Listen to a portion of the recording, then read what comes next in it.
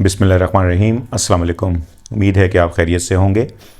हमारा आज का टॉपिक है blood vessels. Blood vessels are tube like structures which carry blood towards or away from the heart. मकसद क्या है? मकसद ये है कि जो ट्रांसपोर्टेशन मीडियम है ब्लड, उसको टिश्यूज़ तक पहुंचाया जाए और वहाँ से फिर वापस हार्ट तक लाया जाए। तो अब the blood vessels which carry blood away from the heart they are called as arteries. जैसे कि आप देखते हैं अयोटा, और जो सबसे बड़ी आर्टरी है 23 मिलीमीटर का साइज़ है, and pulmonary artery which carry blood towards lungs. तो फेफड़ों और जिस्म की तरफ ब्लड ले जाने वाली जो वेसल्स हैं they are called as arteries. And the blood vessels which carry blood back to the heart they are called as veins.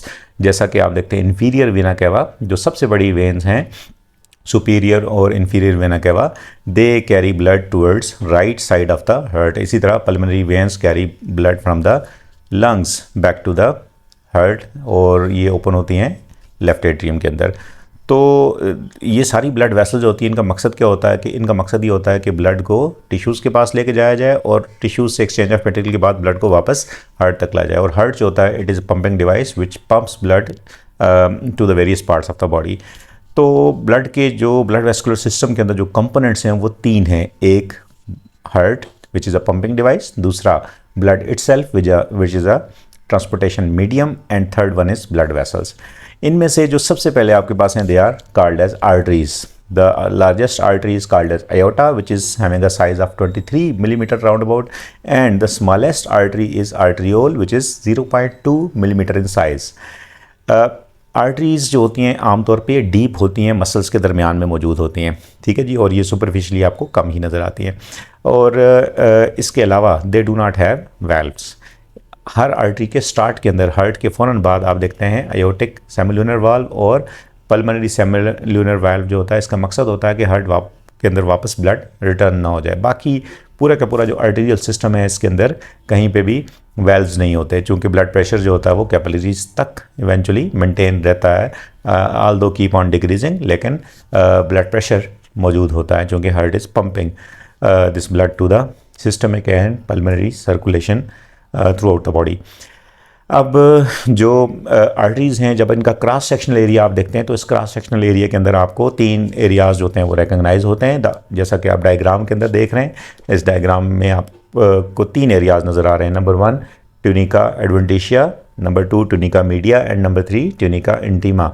जो ट्यूनिका एडवेंटिशिया आउटर सरफेस है it is made up of white connective tissue. ये protection के लिए भी है और इसको support भी प्रोवाइड करती है स्ट्रक्चर को, और ओवर एक्सटेंशन से भी रोकती है, ऑल्दो दीज आर फ्लेक्सिबल। और ट्यूनिका एडवेंटिशिया के अंदर जो स्ट्रक्चर है that is called as tunica media. Tunica media consist of जो इलास्टिक फाइबर्स हैं और इसके अलावा 1 or 2 layers of smooth circular muscles इसके अंदर होते हैं। It is a thick comparatively, vein के मुकाबले में tunica media is thick one. और इसके अंदर जो लेयर है that is called as tunica intima. Tunica intima consist of elastic fiber, यानी they are made up of elastin जो फ्लेक्सिबिलिटी प्रोवाइड करते हैं, और उसके इनर मोस्ट साइड के ऊपर क्या होगा, स्क्वामस एंडोथीलियल सेल्स हैं। दी स्क्वामस जो सेल्स हैं एंडोथीलियल या एपिथेलियल भी आप इनको कह सकते हैं, the epithelial cell which are located inside the lumen are called as endothelial. तो ये जो एपिथेलियल या एंडोथीलियल सेल्स हैं they are squamous epithelial cells, ठीक है जी, जो फ्लैट होते हैं और इनर सरफेस जो होती है उसके ऊपर मौजूद होते हैं। यहाँ से आप देखते हैं कि जो सबसे बड़ी आर्टरी है उसको आप अयोटा, जो हार्ट से निकलती है, उसके बाद arteries, and then arterioles keep on decreasing their diameter, and the diameter of the arterioles is around about 0.2 millimetre. यहाँ से आगे आप जाते हैं तो आप देखते हैं आर्टरीज जो होती हैं, आर्टरियोल्स, और उसके बाद जो नेक्स्ट है वो आपके पास है कैपिलरीज। तो कैपिलरीज जो होती हैं उनका साइज़ तकरीबन 7 to 9 माइक्रोमीटर होता है, which is round about equal to the size of the red blood cells. तो रेड ब्लड सेल इसमें कैपिलरीज में से 1 by 1 गुजर रहे होते हैं, जैसा कि आप डायग्राम के अंदर देख रहे हैं। तो ये 1 by 1 वहाँ से गुजरते हैं, और इसके दरमियान में क्या होगा, प्लाज्मा भी वहाँ पे गुजर रहा होगा और बाकी सेल्स भी गुजर रहे होंगे, प्लाज्मा प्रोटीन्स भी होंगी। तो this fluid is passing through the capillaries slowly. और कैपिलरीज की मैक्सिमम लेंथ कितनी होती है, 1 millimetre, and it divides without decreasing it's size. तो ये तकरीबन कैपिलरी बेड बन जाता है, ये नहीं फैल जाती हैं कैपिलरीज। हमारी पूरी बॉडी के जितने भी टिश्यूज़ हैं they are close to capillaries, तो पूरी बॉडी में कैपिलरीज का जाल बिछा होता है, और ये सबसे ज़्यादा कहाँ पे होता है, लीवर के अंदर होता है। लीवर के अंदर profusely divided capillaries bed is available, क्योंकि लीवर सेंटर ऑफ मेटाबॉलिज्म है, it receives hepatic portal vein, digestive system से भी सारा मटेरियल यहाँ पे आ रहा है, और it need to have a well developed capillaries bed, तो वहाँ पर सबसे ज़्यादा कैपिलरी, नियरली हर सेल के करीब से कैपिलरी वहाँ से गुजर रही होती है। तो capillaries are a site of exchange of material between body cells and blood. Capillaries are only single cell thick, इनके अंदर सिर्फ क्या होता है, एंडोथेलियल स्क्वामस एंडोथेलियल सेल्स होते हैं। These are the site of exchange of material between tissues and blood. अब ये सारी एक्सचेंज हमारी बॉडी के अंदर जो होगी वो कैपिलरीज के जरिए से होगी। और आर्टरीज का काम सिर्फ क्या होता है, aorta, arteries and arterioles carry blood to the capillaries, और कैपिलरीज हमारे टिश्यूज़ और ब्लड के दरमियान में एक्सचेंज के लिए सूटेबल साइट और सरफेस प्रोवाइड करते हैं। अब एक्सचेंज ऑफ मटेरियल के बाद यानी न्यूट्रिएंट्स दे दिए गए सेल को, सेल से नाइट्रोजन वेस्ट आ गई, सेल से कार्बन डाइऑक्साइड आ गई, ऑक्सीजन दे दी गई सेल को, ये सारा एक्सचेंज हार्मोन्स वगैरह की एक्सचेंज होगी। अब उसके बाद ब्लड जो रिटर्न होगा वो किस में आएगा, वो आएगा वेन्स के अंदर। तो smallest vein is venule which is 40 to 50 micrometer in diameter, जैसा कि आप देख रहे हैं। और ये 40 to 50 जो माइक्रोमीटर साइज़ होता है इनका, इट कीप ऑन इंक्रीजिंग, यानी वेनियोल से आगे जब वेन्स में जाएंगे तो इनका साइज़ बढ़ता चला जाएगा। जैसे ही इसका साइज़ 2 मिलीमीटर होगा तो 2 मिलीमीटर साइज़ की जो वेन्स हैं उनके अंदर वेल्व्स भी मौजूद हैं जो बैकवर्ड फ्लो को प्रिवेंट करते हैं। चूँकि वेन्स के पीछे कोई हार्ट की फोर्स नहीं है जो उसको पंप करे, तो लिहाजा वेन्स के अंदर जो ब्लड फ्लो करेगा वो हमारे मसल्स की मूवमेंट के ज़रिए से, हमारी ब्रीदिंग एक्टिविटी के ज़रिए से और ग्रेविटी के ज़रिए से मूव करता है। और इसके बैकवर्ड फ्लो को प्रिवेंट करने के लिए वेन्स के अंदर सेमिलुनर वेल्व्स आर प्रेजेंट।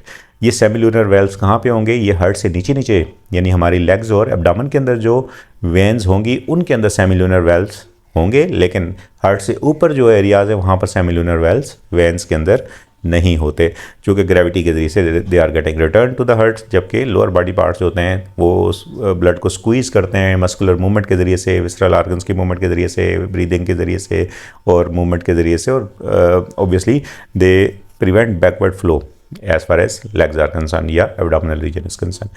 तो veins will unite to form vena cava। Lower body part से आने वाली सारी वेन्स इंफीरियर वीना कैवा में कन्वर्ट होंगी, यानी लेग की तरफ से इलियक वेन, इस तरह हेपेटिक पोर्टल वेन, इस तरह रीनल वेन, इस तरह जितनी भी हमारी वेन्स है ये सारी यूनाइट होके इंफीरियर वेना कैवा बनाएगी। और हेड की तरफ से आने वाली जुगुलर वेन्स वगैरह और सब क्लेवियन वेन्स वगैरह they will open into the superior vena cava and these veins will open into right atrium, जैसा कि आपने गुज़िश्ता टॉपिक में पढ़ लिया। And then this deoxygenated blood is pumped into the pulmonary circulation through right ventricle and then pulmonary veins।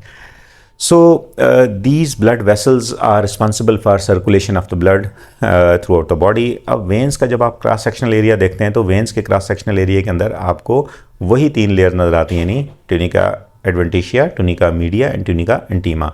Tunica adventitia को जो structure है उसके अंदर कोलेजिनस कनेक्टिव टिश्यूज़ हैं। ट्यूनिका मीडिया के अंदर सर्कुलरली अरेंज जो स्मूथ मसल्स हैं, इसके अलावा इसके अंदर फाइबर्स हैं, इलास्टिक फाइबर्स हैं, लेकिन diameter of tunica media is thin as compare to arteries. Arteries जो होती हैं उनका बोर जो होता है वो कम होता है और उनका डायमीटर वाल का ज़्यादा होता है, जबकि वेन्स के अंदर उनका बोर ज़्यादा होता है और डायमीटर इनकी वाल का कम होता है। तो tunica media is a thinner one as compare to tunica media of the arteries.